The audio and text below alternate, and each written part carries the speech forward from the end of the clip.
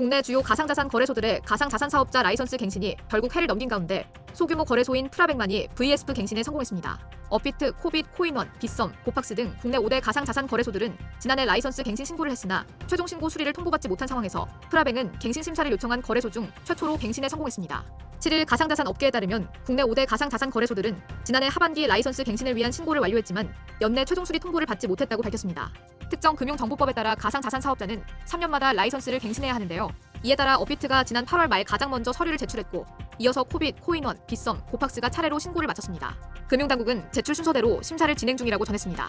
그러나 업비트의 경우 심사가 장기간 진행되면서 전체적으로 순차적인 심사가 지연되고 있는 것으로 나타났습니다. 현재 금융당국은 지난달 서류 제출을 마친 코빗에 대해 현장 감사를 이어가고 있는 것으로 알려졌습니다.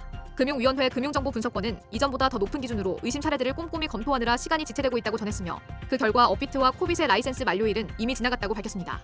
이런 가운데 지난 3일 프라뱅을 운영 중인 프라뱅 주식회사는 금융위원회 금융정보분석권으로부터 VSP 갱신 신고 수리증을 교부받았습니다. 프라뱅은 지난 2021년 12월 30일 첫 심사를 통과했던 코인마켓 거래소입니다. 이번에는 첫 심사 이후 약 3년 만에 기한이 도래해 지난해 말 서류를 제출했고 심사 과정을 거쳐 수리증을 발급받았습니다. 이는 국내에서 최초로 이루어진 성공적인 VSP 갱신 사례입니다. 특히 프라뱅은 거래량 감소 및 시스템 점검으로 인해 회원 가입과 로그인을 모두 중단하면서 최근 약 5개월간 거래가 거의 없었습니다. 이로 인해 현장 검사가 불필요했던 점이 빠른 승인 절차의 배경으로 풀이됩니다.